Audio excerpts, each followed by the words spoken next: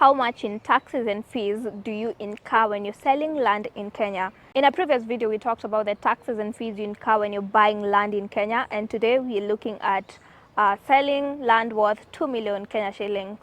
First, you pay for the land rates clearance certificate. Before selling your land, you need to clear any land rates that you owe. For example, with people who are in urban areas and you've been paying rent for your land, if there's any outstanding balance that you have to pay that amount, and the buyer will need to see this certificate. So the cost of this certificate varies in different counties, and for the sake of our video, we'll be assuming you're selling land in Nairobi, and so this is going to cost you 10,000 Kenya shillings.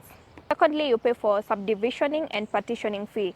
This is in case the land you're selling is part of a bigger land. For example, if you have half an acre of land and you're selling a quarter acre of that land, you have to pay for partitioning. Basically, you have to pay a surveyor, and a surveyor's fee is usually 5,000 1 hour. And so assuming you take 5 hours, that is going to be 25,000. For the processing and approval, it's usually 600 Kenya shillings per portion, and assuming you're subdividing your piece into two, that is 1,200 Kenya shillings. Also remember, for you to sell your land, you have to know the value of the land. So you'll need an independent appraiser. So you have to pay a valuation fee. And remember, when you have an independent appraiser, you have to pay 5% withholding tax. Valuation fee is 10,000 Kenya shillings. And so the 5% withholding tax, that is 5% of 10,000, which is 500 Kenya shillings. On top of that, you'll need consent to transfer. You get this consent from LCB at 1,000 Kenya shillings. The biggest tax you pay when you're selling land is the capital gains tax, which is usually valued at 15% of the profit you're making. So for example, if this land you're selling at 2 million, you bought at 1.5 million, so you have to pay 15% of the 500,000 that you're getting. For you, that has to be 75,000 Kenya shillings. Remember, you likely need a lawyer to manage the sale and make sure all the paperwork is in order. And so for the lawyer, you have to pay 2% of the property value and the 16% VAT.